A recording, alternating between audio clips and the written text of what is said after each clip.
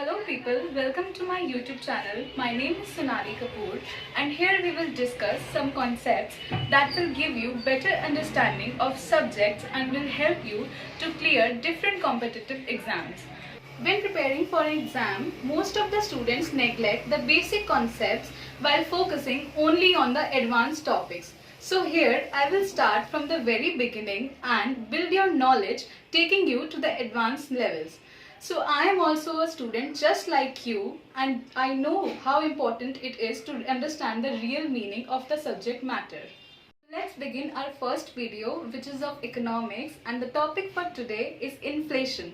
So यहाँ बहुत से लोगों को लगता होगा कि इन्फ्लेशन एक बहुत ही डिफिकल्ट टॉपिक है जो कि मुझे भी लगता था पहले because I was very new to this subject and जो यहाँ पे जो लोग हों जिनको बिल्कुल भी नॉलेज नहीं हो इकोनॉमिक्स की सो वो भी ये वीडियो पूरी देख सकते हैं, उनको भी बहुत अच्छे से समझ में आ जाएगा. And if you like the content then please like share and subscribe as I am new here and do press the bell icon so whenever I upload a video you will get the notification. Let's start. Okay, so inflation Hindi term महंगाई as we all know and literal definition देखेंगे. Inflation is the persistent increase in the price level of the basket of commodities. बिल्कुल उससे start करते हैं. Never use inflation to represent a single commodity. हमेशा inflation को represent करने के लिए जो रेट ऑफ इन्फ्लेशन होता है परसेंटेज वो हमेशा बास्केट ऑफ कमोडिटीज, मतलब कि यहाँ पे एक बास्केट है and we have some goods in it. तो यहाँ पे जब इन गुड्स का प्राइस इंक्रीज होगा day by day, the persistent increase, वो प्राइस परसिस्टेंट रह रहा है, इंक्रीज होता जा रहा है, that rate is called inflation. Also it is a state in which the value of money falls and the price of goods rises. अब इसका क्या मतलब होगा? Let's take an example. For example, we have 100 rupees. In the year 2020, in same 100 rupees से हम buy कर रहे हैं 15 chocolates. ठीक है? 2020 में इन 15 chocolates को हम buy कर रहे हैं 100 rupees में. And in 2021, we are able to buy with the same 100 rupees, we are able to buy only 10 chocolates. ठीक है, मतलब कि कहीं ना कहीं चॉकलेट्स का प्राइस इंक्रीज हुआ है एंड हम इन सेम 100 रुपीज से सिर्फ 10 चॉकलेट्स बाय कर पा रहे हैं. So this rate of increase in the price level is called inflation. I guess सबको यहाँ पे अब डेफिनेशन क्लियर हो गई होगी. Also note this, inflation is too much money chasing too fewer goods. Too fewer goods. Like हमारे पास demand increase होती जाती है एंड सप्लाई डिक्रीज होता है. I guess demand and supply यहाँ पे क्लियर होगा सबको एंड इफ नहीं है do let me know in the comment section, so मैं उस पर भी एक वीडियो बनाऊंगी. Then when demand increases supply अपने आप डिक्रीज होगा and the price level goes up and this leads to inflationary trends in the market. Demand कैसे इंक्रीज होगी? सब जितनी डिमांड का एस्टिमेशन जो होता है, suppose there are very cause, बहुत सारे कॉजेज हैं यहाँ पे जो कि हम फर्दर अभी डिस्कस करेंगे. उसकी वजह से सप्लायर्स के पास एस्टिमेशन नहीं होता है दैट जो डिमांड में इंक्रीज आता है एंड उनके पास कोई ऑप्शन नहीं होता है. सो वो क्या करते हैं, वो प्राइस इंक्रीज कर देते हैं and that leads to inflationary trends in the market. Inflation क्या होता है? हाई हो जाता है. So I guess inflation is all clear. Now let's understand types of inflation. It is based on rate and based on causes. दो type के होते हैं. On rate, creeping inflation, walking inflation, galloping inflation and hyperinflation. Okay, so creeping and walking together is called moderate inflation. ठीक है? कैसे वो मैं भी डिस्क्राइब करती हूँ. Creeping increase in rate of price level जो है वो 2 to 3% है ओनली, मतलब लाइक 1 to 3% एंड वॉकिंग में 3 to 10%. मतलब जो कि इंक्रीज हो रहा है इन्फ्लेशन में वो 2 to 3%, 3 to 10% together moderate inflation. इतना हमारी इकोनॉमी के लिए is very normal and it is good for economy because वो बोथ सर्विसेज को भी और बिजनेसमैन दोनों को ही फायदेमंद रहता है. Next is galloping inflation. But note this, walking inflation. Walking inflation अगर 10% इंक्रीज हो रहा है ज्यादा, we have to control it because it is an alarming situation for galloping inflation. So galloping inflation, when the increase in rate of inflation is from 10 to 50%, then it is called galloping inflation. And galloping inflation is not at all good for an economy, because जो foreigner investors होते हैं वो भी ऐसी economies को avoid करते हैं invest करने के लिए. Also businessman and employees income can not keep up with the cost, because वो बहुत ज्यादा इंक्रीज होता रहता है and this should be controlled. Next is hyperinflation. This occurs when the rate of increase is in astronomical numbers, like 50% every month. 50% every month increase होता है hyperinflation. Currently it is happening in Venezuela country and it was percent in 2018. ठीक है? And it happened in Hungary in 1946 and Zimbabwe in 2004 to 9. So this is not at all good for economy. So these were based on rate.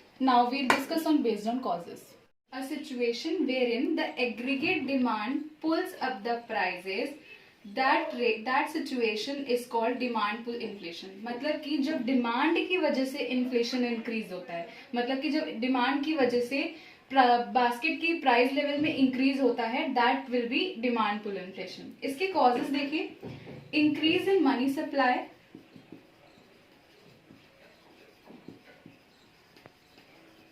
Black money, increase in government and private spending,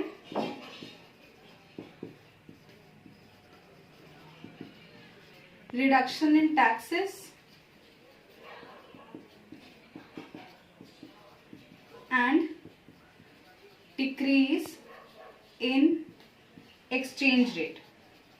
Don't worry, I'll explain one by one everything. Increase in money supply, जैसे कि suppose RBI reduces the exchange rate, मतलब कि आप मोर loans ले सकते हैं, exchange rate कम हो गया है, मतलब कि लोन्स का जो इंटरेस्ट रेट है will be very low and हमें लोन्स इजीली अवेलेबल होंगे एंड एग्रीगेट डिमांड जो है उन लोन से हम डिमांड देंगे मार्केट में and that will lead to more demand will lead to less supply. जब डिमांड ज्यादा हो जाएगी सप्लाई अपने आप कम हो जाएगा and that will lead to inflationary trends in the. Next is black money. Black money जब ज्यादा हो जाती है, सप्लायर्स के पास उतना ही एस्टिमेशन होता है डिमांड का एंड वो उतना ही सप्लाई करते हैं, but due to black money demand rises in the market and that will lead to less supply. Obviously जब demand, as we know, demand increase होगी तो सप्लाई थोड़ा कम अपने आप हो जाता है and that lead to inflationary trends in the market again. Next is increase in government and private spending. Government ज्यादा स्पेंड कर रही है, private sector is also spending more and more. जब डिमांड राइज करेगी तो अपने आप सप्लाई कम and then again inflation is going to rise. Next is reduction in taxes. That again leads to taxes. जब सपोज अगर अभी कैंसिल कर दिया जाए GST, so obviously we will demand more in the market, that will lead to inflation. Decrease in exchange rate, I have already explained that. One more thing, decrease in savings by households. Suppose house अपनी savings बहुत कम कर रहे हैं और spend ज्यादा कर रहे हैं मार्केट में, डिमांड ज्यादा हो रही है मार्केट में and that will lead to inflation again. Next is cost push inflation. It is a situation wherein the general prices rises due to increase in the cost of production.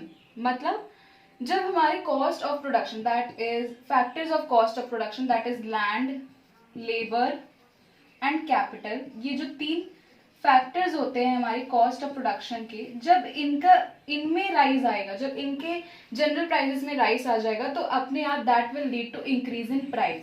जैसे कि increase in indirect taxes, मतलब कि जब जो manufacturer है, first thing एक note कर लीजिएगा, demand pull inflation always think from the perspective of consumer and in cost push inflation always think from the perspective of a supplier.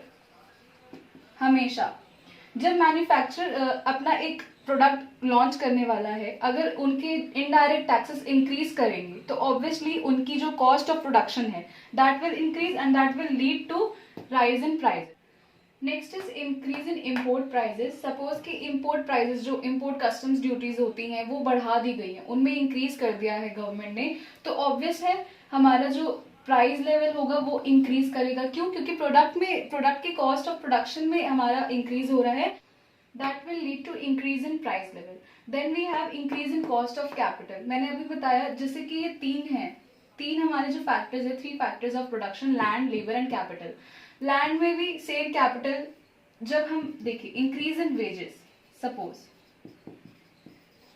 All this leads to increase in inflationary trends in market.